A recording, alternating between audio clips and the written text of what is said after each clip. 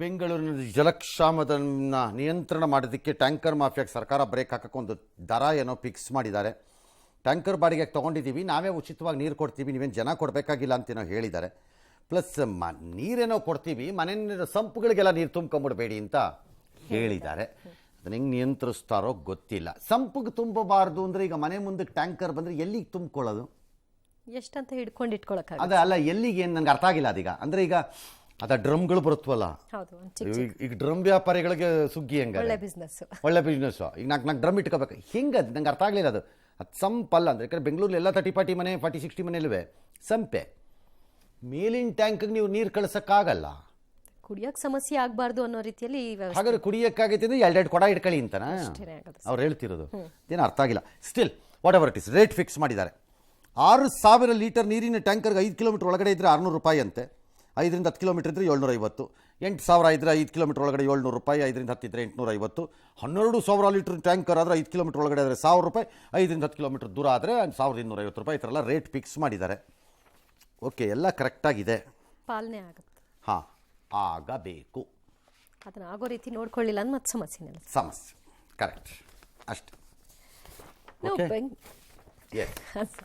ರಾಜಾಜಿನಗರದ ರಾಮಮಂದಿರ ಬಳಿಯ ಆರ್ಒ ಪ್ಲಾಂಟ್ನಲ್ಲಿ 5 ರೂಪಾಯಿ 2 coin ಹಾಕಿದ್ರಷ್ಟೇ 20 ಲೀಟರ್ನ can ಭರ್ತಿ ಆಗ್ತಿದೆ. ಈ ಬಗ್ಗೆ ಆಕ್ರೋಶ ವ್ಯಕ್ತವಾಗ್ತಾ ಇದೆ. ಯಶವಂತಪುರದ ಕೆಂಪೇಗೌಡ ನಗರದ ನಿವಾಸಿಗಳು ಕಾವೇರಿ ನೀರು ಕಾಣದೆ ಕಂಗಾಲಾಗಿದ್ದಾರೆ. ನೀರಿಗಾಗಿ ನಿತ್ಯ ಫೈಟ್ ಮಾಡ್ತಿದ್ದಾರೆ. 3 ದಿನದಲ್ಲಿ ನೀರಿನ ಸಮಸ್ಯೆ ಬಗೆಹರಿಸದಿದ್ರೆ ಮಾಗಡಿ ಮುಖ್ಯ ರಸ್ತೆಯನ್ನೇ ಬಂದ್ ಮಾಡ್ತೀವಿ ಅಂತ ಎಚ್ಚರಿಕೆ ಕೊಟ್ಟಿದ್ದಾರೆ.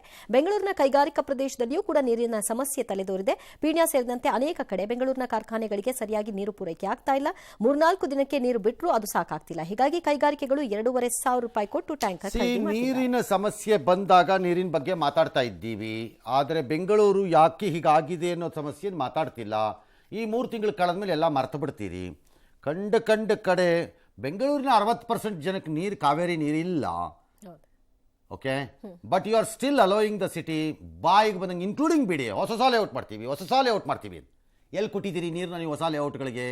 ನೀರಿನ ಗ್ಯಾರಂಟಿ ಇಲ್ಲದೆ BDA ಫಸ್ಟ್ ಆಫ್ ಆಲ್ ಯಾಕೆ ಲೇಔಟ್ ಮಾಡ್ಬೇಕು ನೀವು? ಪ್ರೈವೇಟ್ ಹಾಳಾಗಲಿ, ಆಮೇಲೆ ನೋಡೋಣ, ಅವ್ರು ಬರ್ತೀವಿ. ಸರ್ಕಾರದವರು ಯಾಕೆ ಮಾಡ್ತೀರಿ? ಫಸ್ಟ್ ನೀರಿನ ವ್ಯವಸ್ಥೆ ಎಲ್ಲಿದೆ ನೀರು ನಿಮ್ಮ ಹತ್ರ? ಹೊಸ ಲೇಔಟ್ಗಳಿಗೆ ಕೈ ಹಾಕೊಂಡು ಹೋಗ್ತಿರಲ್ಲ, ಎಲ್ಲಿದೆ ನೀವು ನೀರು ನಿಮ್ಮ ಹತ್ರ? Where can you assure the water? ಇಲ್ಲ. ಇನ್ ಪ್ರೈವೇಟು ಬಾಯಿಗೆ ಬಂದಂಗೆ ಹೋಗ್ತಾ ಇದೆ. ಹಾಗಾಗಿ urban planning, city growth, urban ಗ್ರೋತನ್ನು something has to be done. ಈಗ ಇದು ಬಂತು, ಎಲ್ಲ ಟ್ಯಾಂಕರ್ ತರೋಣ, ಅದನ್ನು 3 ತಿಂಗಳ ಮೇಲೆ ಎಲ್ಲ ಮನೆ ಕಳನ ಭದ್ರವಾಗಿ ಅಂತ ಮುಗಿದಾಯ್ತು. ಇದು ಫ್ಯೂಚರ್ನ ಪರ್ಮನೆಂಟ್ ಪ್ರಾಬ್ಲಮ್. ಇದು ದ ವೇ ನಮ್ಮದು ಹವಾಮಾನದಲ್ಲಿ ಆಗ್ತಿರೋ ಏರ್ಪೇರುಗಳಲ್ಲಿ. ರಾಜ್ಯದಲ್ಲಿ ದಲಿತ ಕಾಂಗ್ರೆಸ್ CM ಮತ್ತೆ ಜೋರಾದಂಗಿದೆ. ಮಾದೇವಪ್ಪನ ಮತ್ತೆ ಸಿದ್ದರಾಮಯ್ಯವ್ರು ಬರೆದು ಇನ್ನೊಬ್ಬ ಸಚಿವ ದನಿಗೂಡಿಸಿ ರಾಜಣ್ಣ ಅವರು, ಇದು ಸಿದ್ದರಾಮಯ್ಯವ್ರನ್ನ ಬದಲಿಸದೆ ದಲಿತರನ್ನ CM ಮಾಡಬೇಕು, ಪರಮೇಶ್ವರ್ ಆಗಬೇಕು ಅಂತಂದ್ಯಾರು.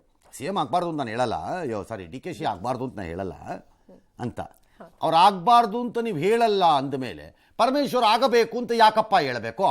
ಇಂಡೈರೆಕ್ಟ್ ಆಗಿ ಇದು ಒಳ್ಳೆ ಕಾತೆ. ತೊಟ್ಲು ತೂಗ್ತೀನಿ, ಚೂಟು ಬಿಟ್ಬಿಡ್ತೀನಿ ಅಂತ ನಕ್ಕಿಲಿ ಏನು ಕೇಳಿಸ್ಕೊಳ್ಳಾರಲ್ಲ, ಏನು ಬಕ್ರಾಗಳ ಹಂಗಾರೆ DKCಗೆ ಅರ್ಥವಾಗಲ್ವಾ ಅದು?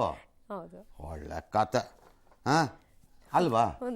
ಮತ್ತೆ ಇನ್ನು ಇದು ಅಪ್ರಸ್ತುತ ಅಂತ ಪರಮೇಶ್ವರ್ ಅವರು. ಸತೀಶ್ ಜಾರಕಿಹೊಳಿಗೆ CM ಕೂಗಿಗೂ DKCಗೂ ಸಂಬಂಧ ಇಲ್ಲ ಅಂತವರು. ಇದೆಲ್ಲ ಪಕ್ಷದ ವೇದಿಕೆಯಲ್ಲಿ ಚರ್ಚೆ ಆಗಬೇಕು, ಬಹಿರಂಗವಾಗಿ ಅಲ್ಲ ಅಂತ ಮಧು ಬಂಗಾರಪ್ಪನವರ ಸಲಹೆ.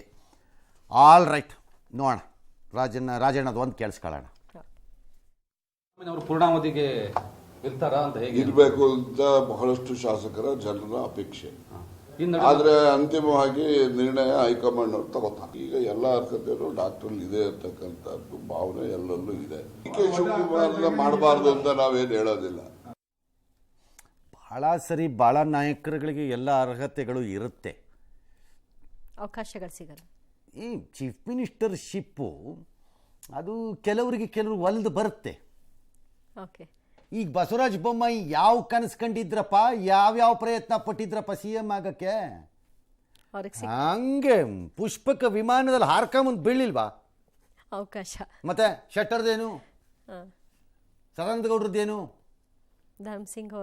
ಧರ್ಮಸಿಂಗ್ದೇನು? Correct, you are right, not bad. Good. ಧರ್ಮಸಿಂಗ್ದೇನು ಹಾರಾರು ಬರಲಿಲ್ವಾ? ಕೆಲವರು ಸರಿ, ಕೆಲವರು ಏನು ಪ್ರಯತ್ನ ಪಟ್ಟರು ಲೈಫಲ್ಲಿ MLA ಆಗಲ್ಲ. ಕೆಲವರು ಏನು ಪ್ರಯತ್ನ ಪಟ್ಟರು ಮಂತ್ರಿ ಆಗಲ್ಲ, ಕೆಲವರು ಏನು ಪ್ರಯತ್ನ ಪಟ್ಟರು CM ಆಗಲ್ಲ.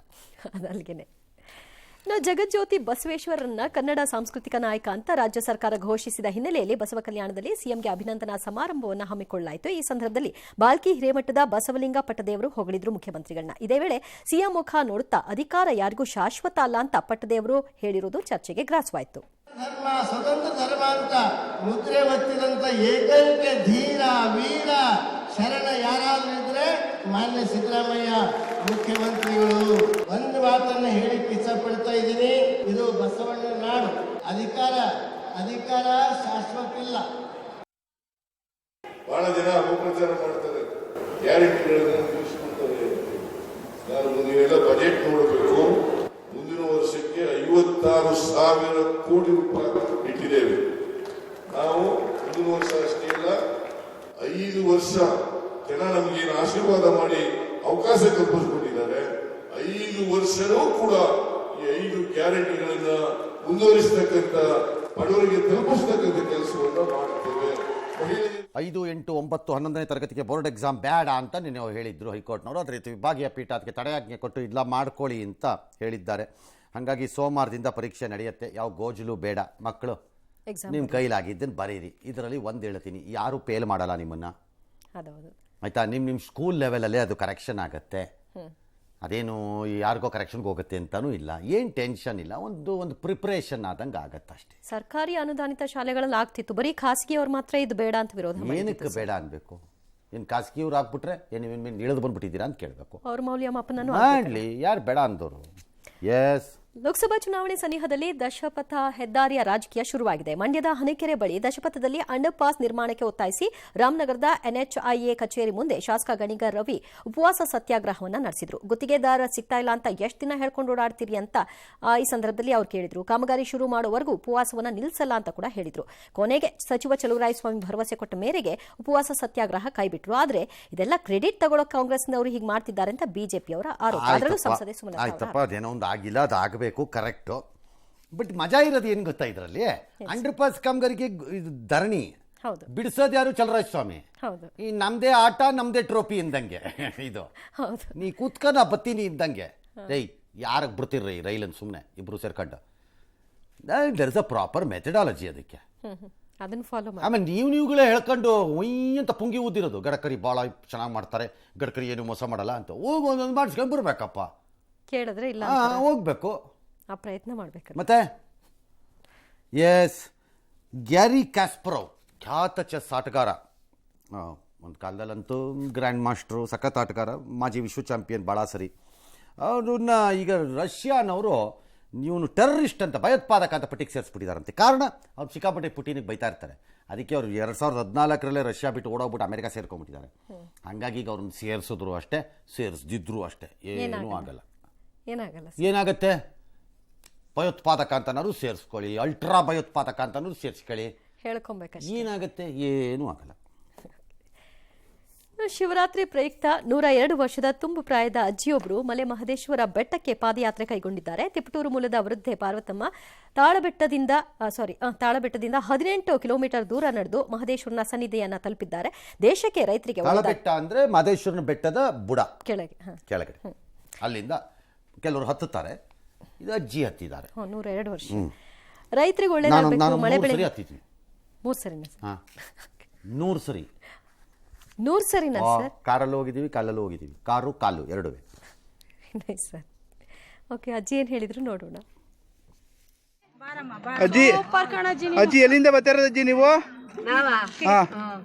ತಾಳ್ಬೇಡ್ತಿಂದ ಬರ್ತಾ ಇದೀಯ ಅಜ್ಜಿ? ಯಾವ ಊರವರು? ತಿಪ್ಟೂರಾ? ಕಾರಣ ಏನಜ್ಜಿ? ಕಾರಣ ದೇಶಕ್ಕೆ ಒಳ್ಳೇದಾಗಬೇಕು, ಮಳೆ ಬೆಳೆ ಆಗ್ಬೇಕು, ರೈತರಿಗೆ ಬರ್ತದೆ ಯಾತ್ರಾಗ, ರೈತರಿಗೆ ಬರ್ತದೆ ಯಾತ್ರೆಗಪ್ಪ. ಮಳೆ ಬೆಳೆ ಆಗಲ್ಲ, ಕಾಡು ಪ್ರಾಣಿಗಳಿಗೆ ನೀರಿಲ್ಲ, ಬೇಡಿಕೆ ಬರ್ತಾ ಇದ್ದೀನಿ ಒಳ್ಳೇದಾಗಲಿ. ಎಷ್ಟು ವರ್ಷದಿಂದ ಬರ್ತಾ ಇದ್ದೀರಾ ಜಿಲ್ಲೆಗೆ? ಎಷ್ಟು ವರ್ಷದಿಂದ ಬರ್ತಾ ಇದ್ದೀರಾ? ನಾವ ಒಂದು 5-6 ವರ್ಷದಿಂದ ಬರ್ತಾ ಇದೀವಿ. ನಿಮ್ಗೆ ಎಷ್ಟು ವಯಸ್ಸು? 102. ಮಾದಪ್ಪನ ಪಾದಯಾತ್ರೆ ಮಾಡ್ತಿರೋ ವಿಶೇಷ ಏನು ಈಗ ಈ ವಯಸ್ಸಲ್ಲಿ? ಏನು ಅಂದ್ರೆ ದೇಶಕ್ಕೆ ಒಳ್ಳೇದಾಗಬೇಕು, ರೈತರಿಗೆ ಒಳ್ಳೇದಾಗಬೇಕು, ಮಳೆ ಬೆಳೆ ಆದ್ರಪ್ಪ ರೈತರಿಗೆ ಬದುಕೋದು. ಹೌದು. ಕಾಡು ಪ್ರಾಣಿಗಳು ನೀರಿಲ್ಲ, ಧರ್ಮಶಾಲದಲ್ಲಿ ಇಂಗ್ಲೆಂಡ್ ವಿರುದ್ಧ ನಡೆದಿರೋ ಅಂತಿಮ ದಿನದಲ್ಲಿ ಶುಭ್ಮನ್ ಗಿಲ್ ಒಂದು ಅದ್ಭುತವಾದ ಕ್ಯಾಚ್ ಹಿಡಿದಿರೋ ದೃಶ್ಯ ಇವಾಗ ಏನು ಸಿಕ್ಕಾಪಟ್ಟೆ ವೈರಲ್ ಇಲ್ಲ. ಯಾರೋ ಹೊಡೆದ್ರು, ಪಿಚ್ ಬಾರ್ಡ್ರ್ ಇದು ಬೌಂಡ್ರಿಗೆ ಹೋಯ್ತು, ಅವ್ರು ಹಾರಿ ಹಿಡ್ದಾಕ್ಬಿಟ್ರು ಆ ಕ್ಯಾಚ್. ಹೌದಾ?